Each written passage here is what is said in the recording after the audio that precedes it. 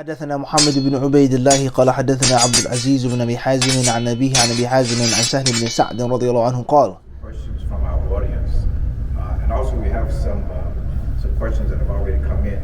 One of the questions that was asked, and you touched on it a little bit, and one of the questions is, what do you do when, in a society when everybody's trying to normalize things? Maybe even your friends around you. We're trying to normalize the haram things. You understand? What do you do about that when you're trying to be upright, you're trying to be, strong Muslim, but those around you have a different look? Clear. Well, first and foremost, one of the greatest acts of worship in Islam is hijrah. And as we mentioned earlier, the importance of reading and studying the prophetic seerah. And one of the most striking features of the prophetic seerah are the hijras, not hijrah. How many Muslims don't realize that the companions of the Messenger of Allah left Mecca early on? They went to Abyssinia, not once, but twice. And many of them didn't make it back, or didn't want to come back, or didn't want to leave, whatever the case may be. So if you can't change your environment, it's just too strong, it's too much, then you got to leave that environment. So if you're around toxic people, it's going to rub off on you. It's going to spread to you, no matter how hard you try. And that's why the Prophet ﷺ, he told us, مثل الجليس الصالح والجليس السوء كبائع المسك ونافخ الكير.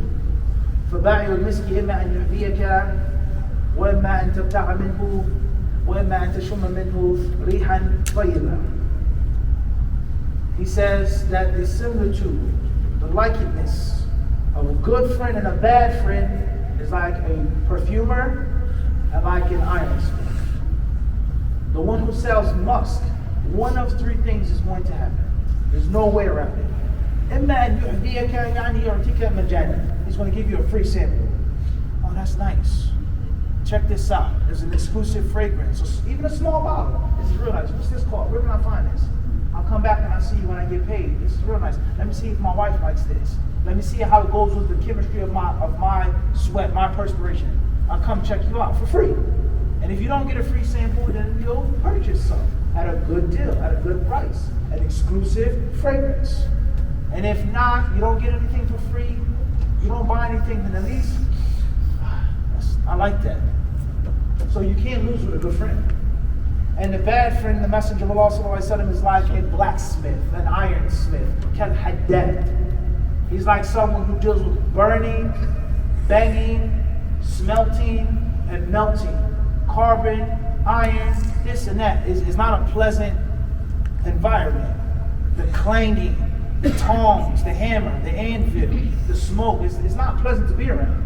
So he says, he says, he's going to burn your clothes, or that doesn't smell good. That's the bad friend. There's no way you're going to walk away unscathed from bad company. He's going to pull you to his evil, and if he doesn't pull you to it, you'll start making an excuse for it, compromising, and if not, you can't rise to excellence with that type of friend. So you have to keep good, solid company. If you don't keep good, solid company, you're going to fall, you're going to sink, you're going to plummet. And if you don't sink, you're going to remain stagnant. And a young man and a young woman has no connection to stagnation. So that's first and foremost. You gotta choose deen or friends. But it goes back to the identity crisis. I want to fit in. I want to feel cool. I want to feel good. I don't want them to make fun of me. I'm afraid that they're going to say, you think you're better than us now? Oh, you think you're special? Oh, you think you're pious? You think you're an angel? You think you're different than me? You think you can escape it? You think you're better than us? And it's not about that. I don't think I'm better than anything, but I'm good. Y'all keep doing what y'all doing, I'll catch you later. And this is a mindset for success in the deen, of course, let alone a success for the dunya. You're trying to go to the NBA. How you gonna have scouts coming to your high school game, to your college game, you smell like weed, you sleeping. You got girls coming to the court, cursing at you, you this and that. The scouts, they're like, we're not giving this guy a scholarship. You lazy, you showing up at practice late. You take a drug test, your drug test is negative. So just think about that now. What's more important to you, your career in college, a good school, or your homies and your friends?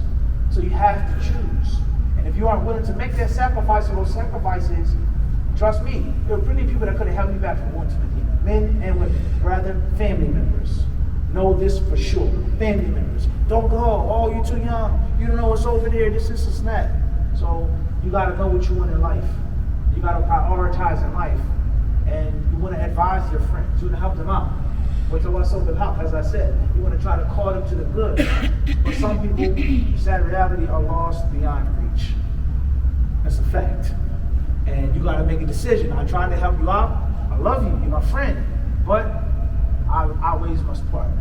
And if you aren't willing to make that decision, then you're going to become a statistic, a number in the system of failures or dropouts or people who follow the dunya, whatever the issue may be. Allah or haram. So that's what I would say. So we'd like to take maybe before we go to the next question that's been sent in, a question from the brothers or sisters. Anybody ready for that? We have our any from the sisters. Anybody ready to ask a question? If not, we'll quickly go to the one that was sent in. Sheikh, was that Khidr Lawrence? I'm sorry? Was that Khidr Lawrence? Who's that? When? The hadith from Medina. Who came, who encouraged No. Oh, okay. That's my sheikh. Yeah. Sheikh Musa. Sheikh Musa Oh. from Philly. Okay. May Allah bless him. May Allah word on behalf. No, I'm just trying to interject while you. There's several brothers, but that was the one I was talking Oh, about. okay. All right, so we have a question. I think we have a question from one of the sisters, do we? Okay, go ahead.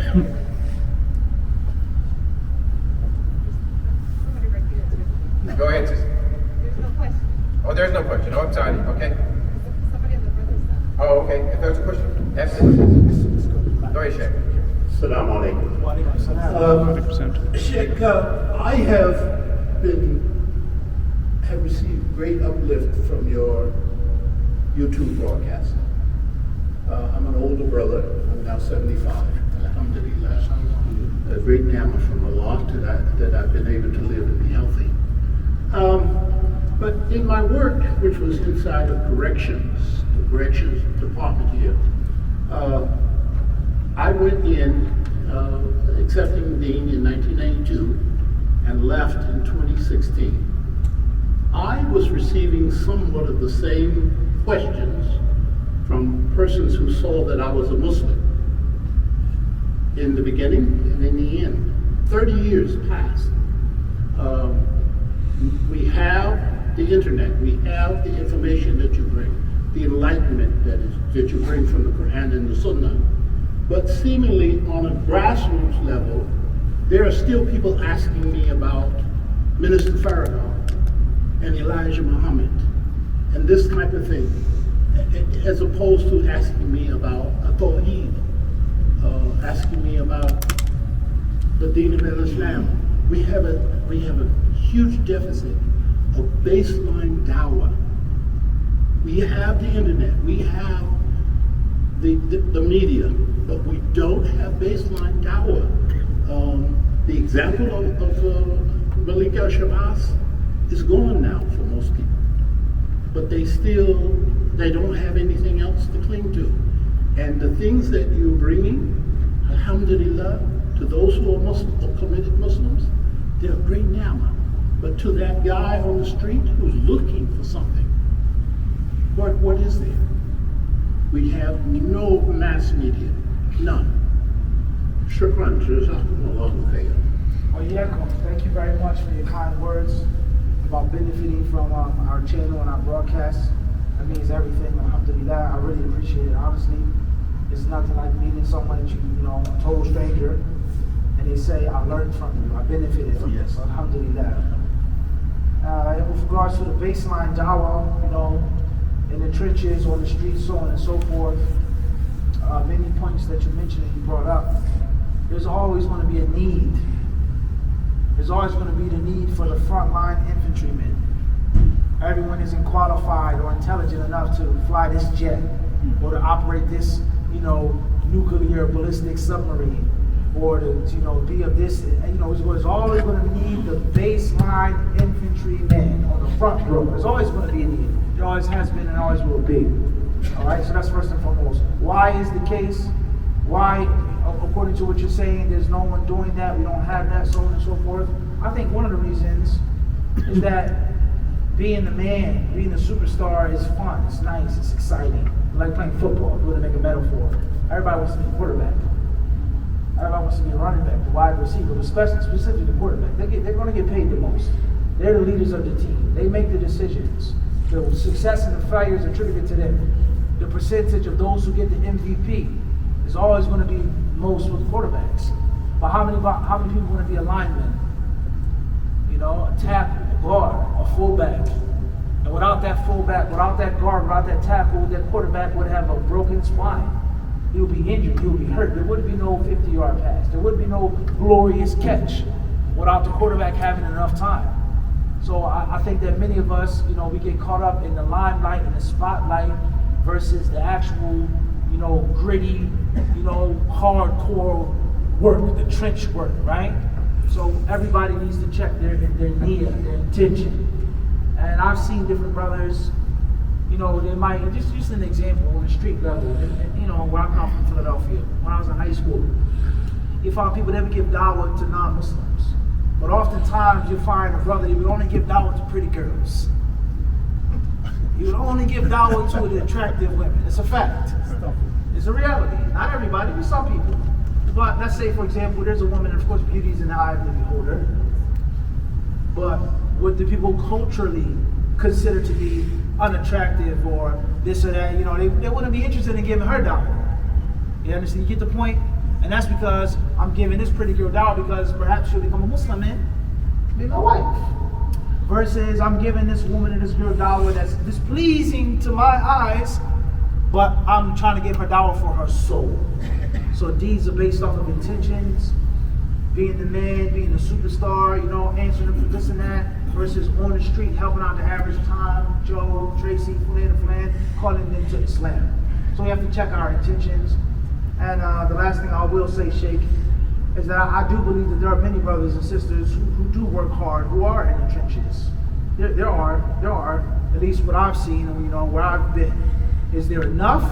There's always room for perfection. There's always room for more. But we have to check our intentions. What is our goal? To make money, to seek fame, to seek popularity, to seek acceptance, to get pretty women, or to save people's souls by Allah's permission. To save them, بِتُخْرِجَ النَّاسِ. Allah says for you to deliver men from darkness into light by the permission of Allah, their Lord. That's why we have sent the Quran down to Bani, to deliver men. And that is the handsome man and the not so handsome man. The noble and the peasant.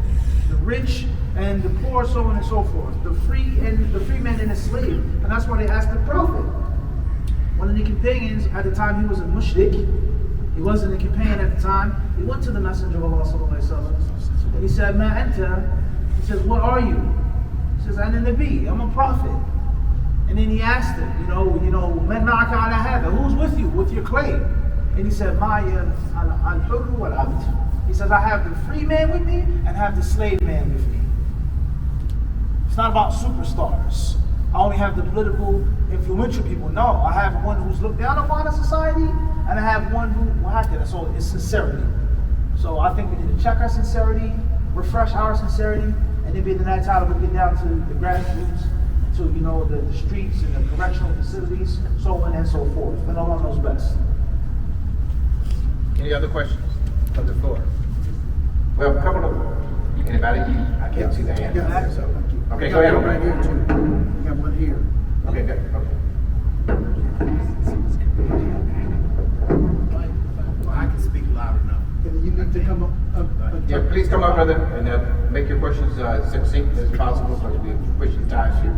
Yes, I'd like to lay on back on my brother here, what he said. It seemed like here in the Carolinas, that we used to have a group called Carolina Islamic Council, where we went around the Carolinas for 23 straight years, trying to help towns and cities that wasn't as developed as maybe Raleigh. You seen the nice masjid, and Columbia, where Sheikh Ali is located, here in Germany, where Sheikh Nazir and Sheikh Muhammad Nuri. Dawah don't seem to be a priority. I mean, in terms of the individual being present. I mean, you know, in society, you don't see the Muslims out in society. You know, in general, I'm from Charlotte, you don't see Muslims present. We have over 50,000 Muslims in Charlotte, but if you ride around that city, you don't see any Muslims. You see the Nation of Islam on certain streets promoting their form of dawah, but you don't hardly ever see Muslims unless you come close to a masjid in this town for salah or a program like tonight. But my question is that dawah, in whatever form, how we want to present it, is not a priority in the masajids and Islamic centers. You don't even have dawah committees. Should this be something that we should have as a priority in our communities? That's my question. Before you answer the question, I do want to say alhamdulillah rabbil alameen. This program is sponsored by the Dawah Committee of Jamaat.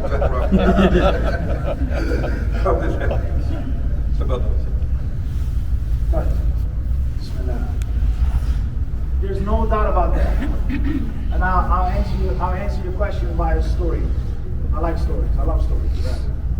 One day, me and a companion of mine, we went to the Midwest, a town called Peoria, Illinois. We had to get on 2 airplanes, and quite frankly, the masjid was, as we would say, in the middle of nowhere. Literally, you know, cornfields, soybeans, middle of the farms, nowhere. So as we were driving to the masjid, you know, me and my friend, he's from New York and Queens, I'm from Philly, you know, we try to be observant. And we try to, you know, look at everything, driving from the airport. And as we're driving, you see that the neighborhood is composed of a dual demographic. There were black people and there were white people. That's all we saw. Black people, white people in the whole neighborhood. And then when we got into the masjid, without any exaggeration, there wasn't one single white Muslim or black Muslim in the masjid. Big, huge masjid. With exceptions to one older brother.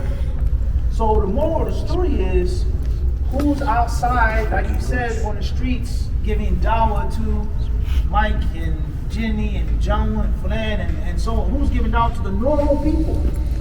So I think that it is a phenomenon of building mega mosques, mega masjids, huge, big, fancy, you know, masjids, huge, gigantic salaries. We have this, we have basketball, we have janazah, this and that, but there's no dawah to the people in the neighborhood. And one of the reasons that is, and Allah knows best, first and foremost is comfort. And the American dream doesn't come without a cost, it doesn't come with a price. It's not for free. All right? And from that is, you can build your mosque, you can build your center, but you're going to remain quiet. Shh. Or then outside, as we were walking around, we saw a group of non-Muslims. And one of the non-Muslims, he called out to us. Listen to what he said. Listen to the words he said. He said, I know that ain't a man wearing a dress on Bigelow Street. I know that ain't a man wearing a dress on Bigelow Street. Notice that he called us men. He didn't call us bad words or derogatory words. And he says, I know I don't see a man wearing a dress. We had on those in the middle of the Midwest, middle of nowhere.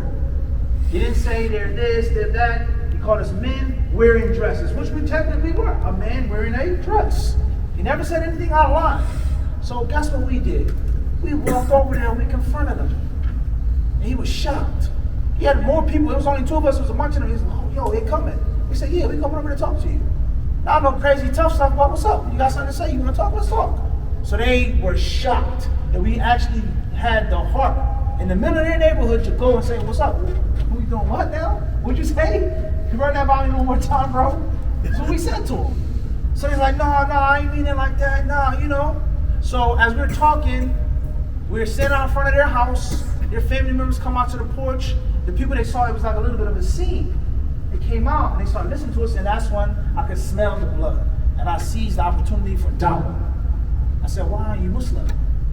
Do you know who Allah is? Da da da da. Do you believe one of 3? Da da da da da da da. Guess what he said? He said, where you're from? We said, we come from New York, blah, blah, blah. He says, no one ever explained it like the way you're all. He says, well, the masjid is right here. You know what he told me? He said, that's an Arab church. Wallahi. He said, that's an Arab church. You get the point? So the concept of the people in the neighborhood, they deserve the good treatment more than anybody else. And if we're not giving them dawah, if we're not calling them to Islam, if we're not calling them away from kufr and shirk, and even if we're not serving them, then what are we doing except for just living the American dream? Making money, saving money. Our kids are going to school, they play basketball, we grow old, we die, we have janazah, and then that's the end of the story.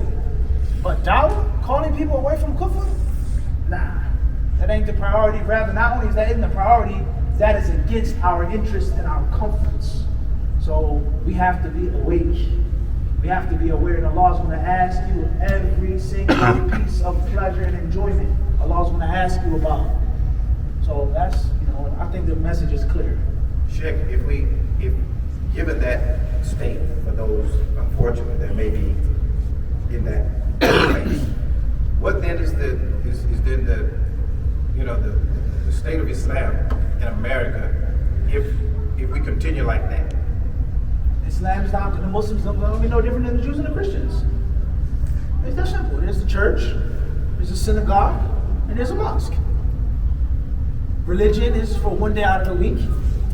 Every religion has its dress code, has its people, pastor, imam, rabbi, whatever. It's that class. It's that simple.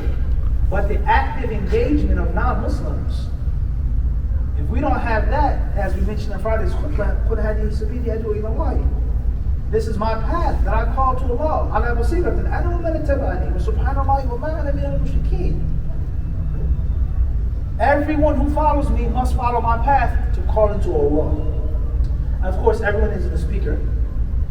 Like I said, everyone isn't a superstar. Everyone isn't a quarterback. Everyone doesn't have the talent and the knowledge. But you must call to Allah, how you dress, how you talk, holding the door for a lady. It's dawah. Giving someone a book. You work, playing sports. That could be dawah. The people that want to respect you because you're good at basketball. And they're not going to say bad things against Muslims just because you're good at basketball. A good businessman is dawah. He's ethical. His products are good. His food is good. His restaurant is clean. So everyone has the responsibility of giving dawah on one level or another. The imam, the sheikh, person, a man, a woman, child, everybody has a responsibility of making this world a better place. And what could be better than Islam? Unless we have doubts about that inside.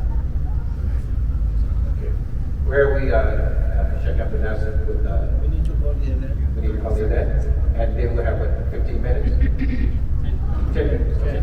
All right. So we're going to call we'll have that, and then we'll have 10 minutes for one more question, and then we'll break for the salat.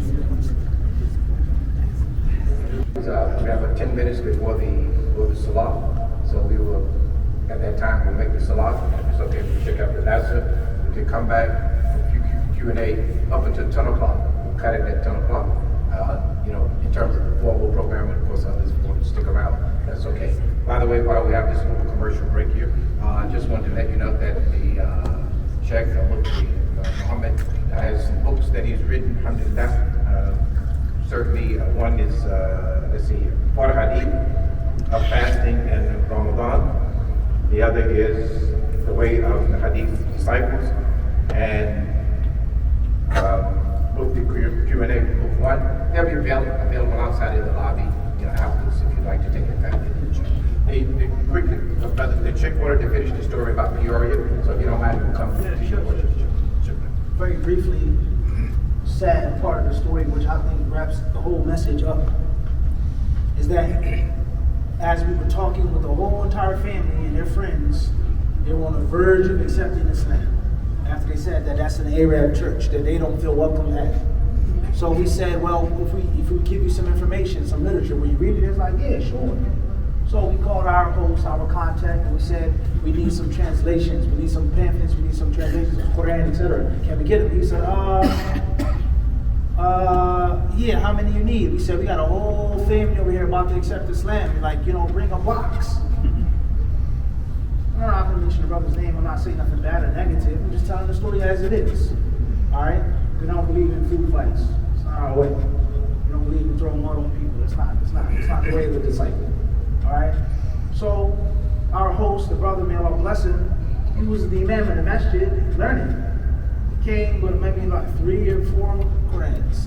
We say, yo, we need the whole, you know what I mean? He said, no, this automatic allowance. And the next day, when we went back into his office, he had a whole gigantic wall of translations of Quran.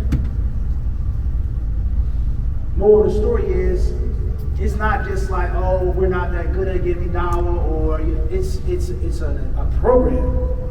Do not engage. Do not give dawah. Don't reach out to the people. You get the moral of the story? He had a whole wall full of English Qurans, translations of Quran that no one is reading. And these people are on the brink of accepting Islam, but it's against the policy.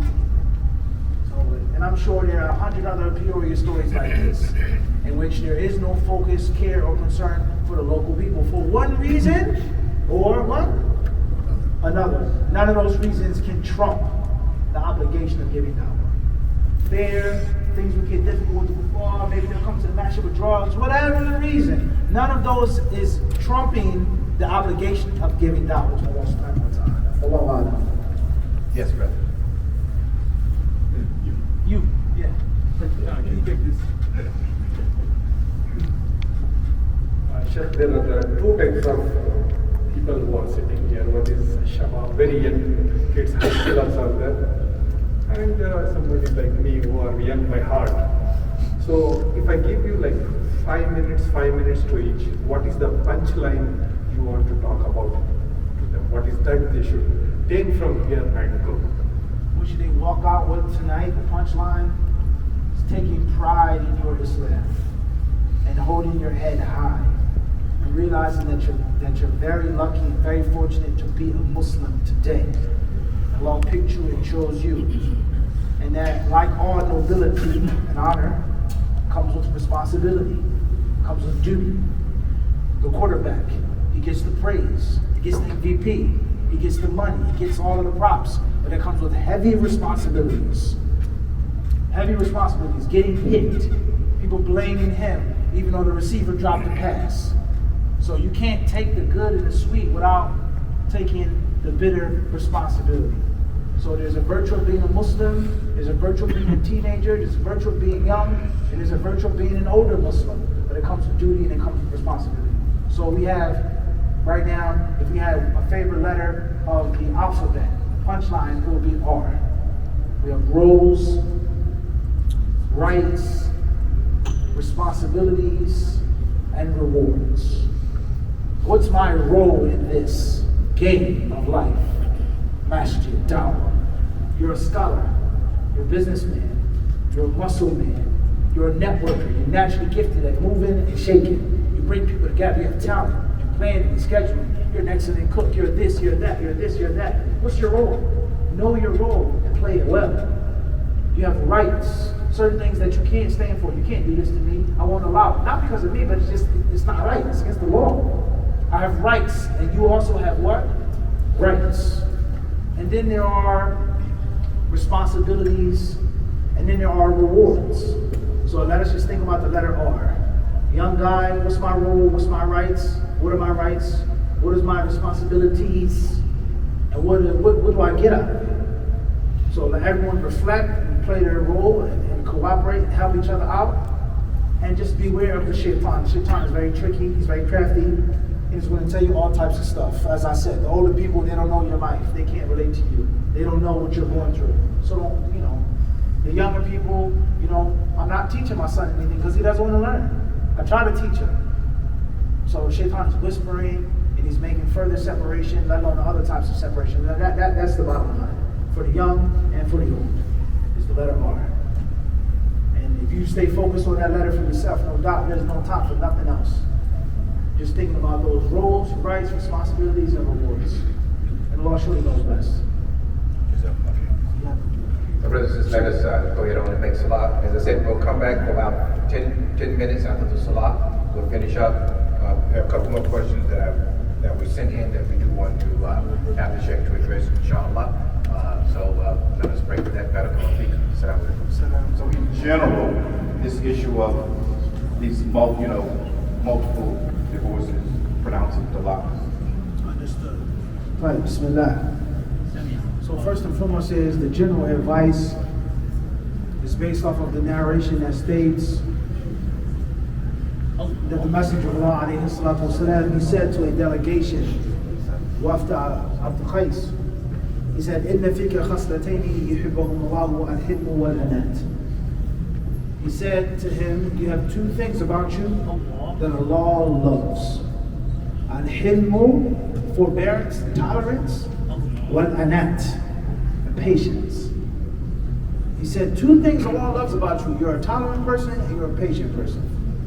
And it states in another narration, إِنَّ التَّأَنِّي مِنَ الرَّحْمَنِ وَالْعَجَلَةَ مِنَ الشَّيْطَانِ. Patience is from Allah, the most merciful, and haste and recklessness is from Satan. So the general principle of the Muslim in his life is that he isn't to be reckless and jumpy, and he isn't to be impulsive, and he isn't supposed to be overly emotional, in which he makes brash decisions over which 9 out of 10 times he or she is going to regret afterwards. That's a general principle of the Muslim life, is to think things through. Calm down, slow down, make a clear decision, let the sweat dry off. Don't just go, out of emotion and rage. All right, and as they say on a simple basic level, haste is waste. That's simple. No need for anything special or philosophical. Haste is waste.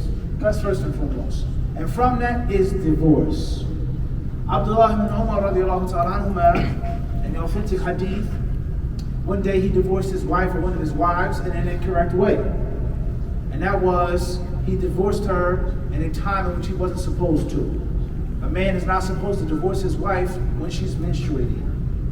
A man is not supposed to divorce his wife in a time in which they had intimacy and he's unsure is she pregnant or not. That's not how divorce works. So the Messenger of Allah sallallahu alaihi wasallam, he said to his father Umar, Khalifa radiallahu ta'ala, he said, Murhu, tell your son Abdullah to take her back, and then she is to finish her menstruation, become clean, go on her menstruation again, then become clean again. Then then he can either keep her or let her go. فتلك العدة التي أمر الله أن تطلق لها النساء أو كما قال عليه الصلاة والسلام. Says that's the proper iddah. The moral of the story is Ibn Umar made a mistake. And in one version of the hadith, one of the tabi'een asked Ibn Umar, أَحُسِبَتْ عَلَيْهِ تَطْلِيقًا? Did the divorce count? And Ibn Umar, he said, أَرَأَيْتَ أَنْ عَجَزَ وَاسْتَحْمَقَ. What do you mean, did it count?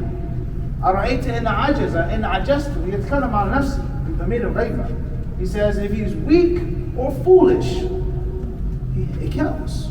So the moral of the story is, divorce is something that needs control.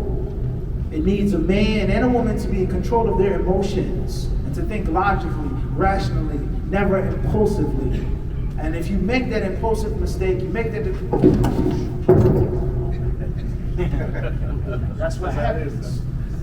And that thing that you drop on the floor is a person's life. It's a family. It's children. Money that you have to pay. The list goes on. So calm down and let me. I don't want the microphone anymore, but I'm going to sit it down. So you don't fumble around. You don't play around with divorce. It's not a trifle. How many times you divorce your wife? When you divorce your wife? How you divorce your wife? Anger. That's not the proper way. So that's the general advice first and foremost. As far as the technicalities of the question, what is the status of a marriage when a husband pronounced the first, second, and third talaq in a sequence after a week of each talaq, and after the first and second talaq he took her back? Is the marriage in, etc.? The first divorce, if it was correct, it counts. He took her back out of the iddah. Regardless whether it was a week, 2 weeks, a month, still in the iddah, she's now out of that divorce state. He divorced her again. They got to an argument, whatever the case may be, the second talaq counts. After the second talaq, he has no more talaqs. We say in baseball you have 3 strikes, but that's not true. You only have 2 strikes.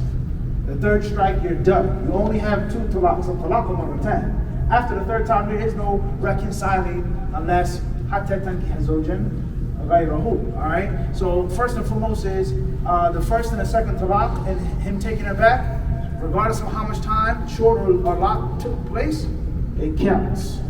third talaq, there is no third talaq. The moment you divorce her for a third and final time, if it's your house, she must leave your house immediately. She's no longer your wife. You cannot marry her, you cannot remarry her until she remarries another man with the sincere intention and has intercourse with that man with the sincere intention. And then it doesn't work out and she says, let me get back with the first husband. And if that's not the case, you can never ever marry that woman again, all right? So therefore, the first and second talaq, if it was done correctly, it counts, even if it was only a day in between or a week in between. As far as the third talaq, there's no such thing. It's over. It's only 1 and 2. Now, some people have said about this, about the talaq, in terms of that. Some questions come, and if I said it in anger and I didn't know what I was saying, and I was out of my mind. Well, first and foremost is, and it's very interesting, subhanAllah, Allah clearly tells us in the Quran, talking about talaq, وَلَا تَتَّخِذُوا آيَاتِ اللَّهِ هُزُوًا في ضمن الكلام عن الطلاق أن الرجل قد يتلاعب قد يدعي شيئا وهو كاذب في دعواه. ولا تتخذوا آيات الله يعني سخرية. Don't take Allah's signs as a means of jesting and mocking. Don't play around with the religion. I was angry. Of course you were angry. Who's laughing and smiling when they get divorced? But how angry were you? So in general, there are different levels of anger. And that also goes back to the general Islamic advice. Oh, Zini. The man said, oh, Messenger of Allah, give me advice.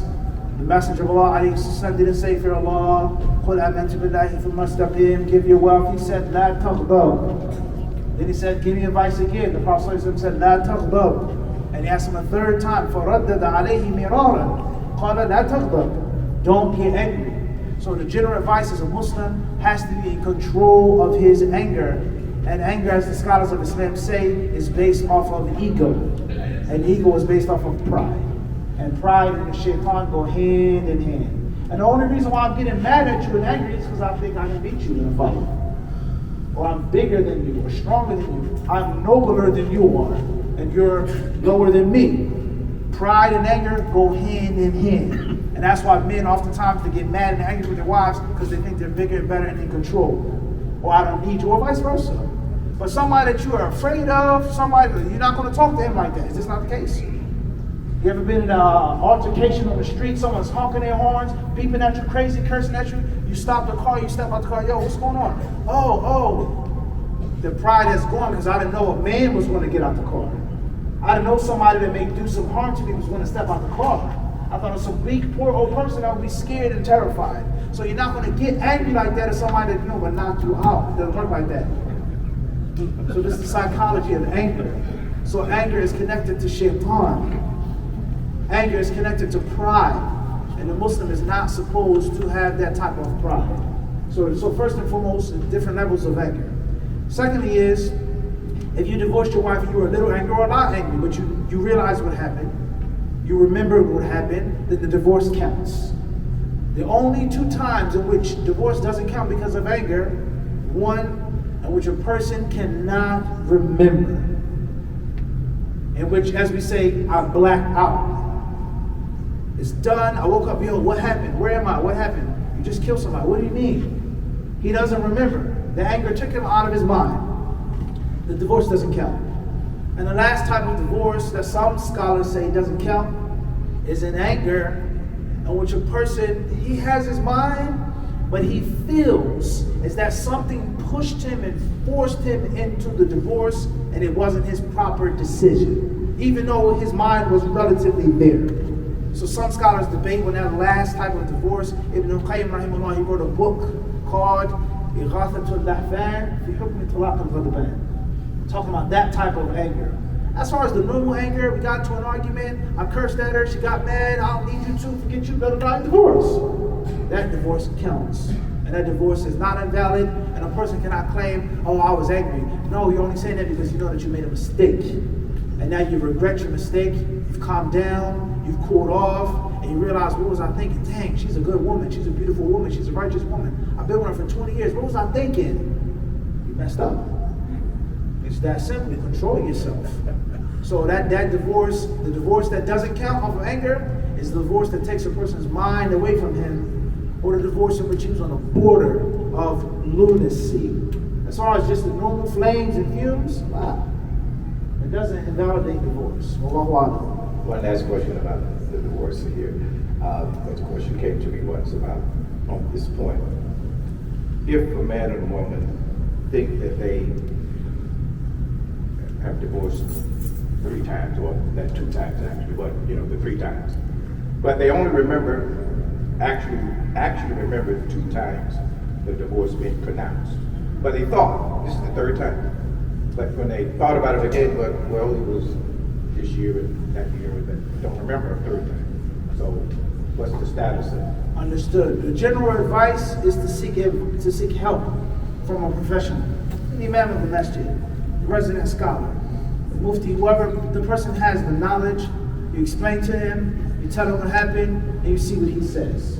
Because you may think that it doesn't count, or because I have doubt, but he say, no, actually, that's 3 times. So that's first and foremost. Secondly, as far as a general rule, if you want it like a general, a rubric or general rule, is that إن اليقين لا يزول بالشك.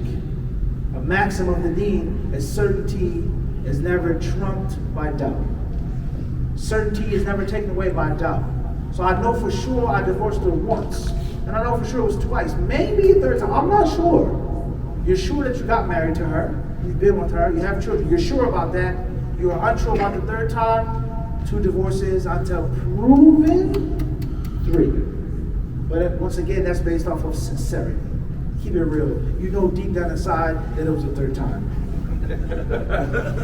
When a person is trying to hold on and play around, وَلَا تَتَّخِذُوا آيَاتِ اللَّهِ هُزُوًا. Don't take it as a joke. And again, be sincere with Allah subhanahu wa ta'ala. The Messenger of Allah sallallahu alaihi wasallam, when a companion came to the Prophet one time, and he accused his wife of sleeping with another man. And obviously the man had no way of proving it. And he said, if he spoke, he speaks about amrun azim. It's a monstrosity. Your wife slept with another person? Where are the 4 witnesses? I don't have 4 witnesses, but I know what my eyes saw. When sakata an amrun azim. And if he turns a blind eye, if he acts like he didn't see it, he keeps silent upon something which is terrible. So therefore the only way out is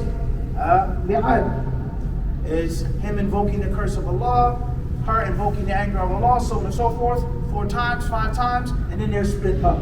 As Allah Azza wa Jalla mentions in chapter 24, Surah An-Nur. So there's no way of proving it, but I know what I saw. What did the Prophet ﷺ say? إِنَّ اللَّهَ يَعْلَمُ أَنَّ أَحَدُكُمَا كَاذِبٌ. Allah knows that one of you is lying. I don't know, but Allah knows. In other words, be sincere. The Prophet ﷺ says that the punishment of this world is far less than the punishment of the hereafter. So the judge, the qadi, the mufti, the imam, he's only going to judge based off of what's apparent. But deep down inside, only Allah knows. So the man knows that he did divorce his wife 3 times. He knows that. But he's going to play around and say, oh, I'm doubtful, so on and so forth. So outwardly, she's your wife. But inwardly, you've taken Allah's deen as a joke. And you will be punished. Wallahu a'lam. Jazakallah khair. Sheikh, Jazakallah khair. We've taken up a lot of good time. No, not at all. Jazakallah khair. Thank you so much for being with us. I'd like to thank, where's my brother Sultan? Jazakallah khair, Sultan, for helping us and bringing him over here for us and allowing us to have a little bit of his time. Any parting words, please, any advice you want to give to us, our community, before you go back to Philadelphia tomorrow, inshallah. Take the last thing quickly, gotta be quick. Is it possible for people of knowledge to still be people of business? For example, a mufti like yourself having businesses. Is it possible in these increasingly challenging times? Is it possible for people of knowledge to be people of business? Yes and no. The yes part is you can wear more than one hat if you have the skill, if you have the talent, if you can manage your time properly. And many of the scholars of Hadith were merchants. Many of the Ashab al-Hadith, they were merchants. They had, some tijara. Many of them had wealth. Some of them came from nobility. So it's not impossible. That's the yes part. And having money, having your own money is not just about luxury, but self-sufficiency. time to study. I can travel, I can go when I want to. I don't have someone telling me to clock in, so on and so forth. Nor do I have to water down what I'm saying out of the fear of biting the hand that feeds me. How am I going to say that selling pork is haram, selling liquor is haram, and you pay my imam salary? Big, huge problem. So having your own money is important for knowledgeable people. So that's the yes part. However, to what extent are you a businessman, and to what extent are you a scholar? Are you a full-time scholar, part-time businessman? Or are you a full-time businessman, part-time scholar? The devotion, the dedication, the pie chart, the ratio, how much of their time and energy you make for money on the side, 20%, 25%, versus that's the majority, and every now and then I put on a robe and speak. So how far are you going to go? How strong, how dedicated are you? And why are you a businessman? You love knowledge and you know the importance of money, or you love money and you know the importance of knowledge? Understand? That's what I would say. So it's possible, but you can't go but so far. And Allah Azza wa Jalla gave a man, Ma ja'ala Allahu, Allah only placed how many hearts? What? One. Not two. Alright? So that's very important.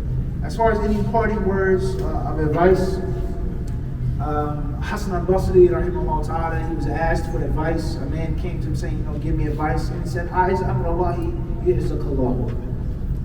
A'iz amrallahi yu'izzakallahu. Give a lot of respect to Allah's commands, and Allah will make you mighty and powerful. You put the deen on the plateau. Nothing bigger, nothing greater than Allah's deen. Nothing comes before Allah's deen. And Allah Azza wa Jalla will raise you and elevate you and give you that izzah. وَلِلَّهِ الْعِزَّةُ وَلِرَسُولِهِ وَلِلْمُؤْمِنِينَ. However, the munafiqeen, what? They don't know. So that's what's important is with regards to a household, with regards to a community, with regards to a business. Nothing comes before, no one is above business. It's only $1, but it's the principle. You have to pay me back. Your family, you're my friend, but it's the principle. Everyone understand this? The most successful businessmen are those who put nothing above their business, even before God and religion, unfortunately. So the deen, as a father, I want my sons to be righteous. I, in my heart, have to have Allah as top. I want my household to be a good Islamic household, and I gotta prove that with my actions. The community, this masjid, we want the people to follow the sunnah. We want the people to follow the correct aqidah. We want people to give sadaqah, to be a part of the masjid. Well, they have to see you, imam. They have to see you, administrator. They have to see you, elder, leading by example on the front row, opening up the masjid, locking the masjid, making the advantage, coming out of your own pocket to pay the bills when the sadaqah is short or whatever the case may be. A'iz amrullah, yu'izzakallah. And the same applies to seeking knowledge. People, they're going to talk about you, they're going to make scandal, they're going to this, that, so on and so. They did to Bukhari. Remember, Bukhari wasn't free from scandal and from gossip and from people trying to destroy and ruin him. But nothing was more important than Bukhari than the Hadith. That's all that mattered. And look at his legacy to this very day. So whatever you seek, you give respect to Allah's laws. And Allah Azza wa Jalla, you'll see what He'll do for you. So that's my advice to the community as a whole. And that's my advice to the individual brothers and sisters, on a separate level, is put Allah's deen first, and tansur Allah yansurkum. You support Allah, Allah will support you. You'll make your feet strong, you'll make your feet firm. The community is only based off of the passion, the dedication, the obsession with the deen and knowledge and dawah, and the hearts and the minds of its community leaders. And Allah subhanahu wa ta'ala surely knows best. Thank you very much. May Allah give you tawfiq, Aki.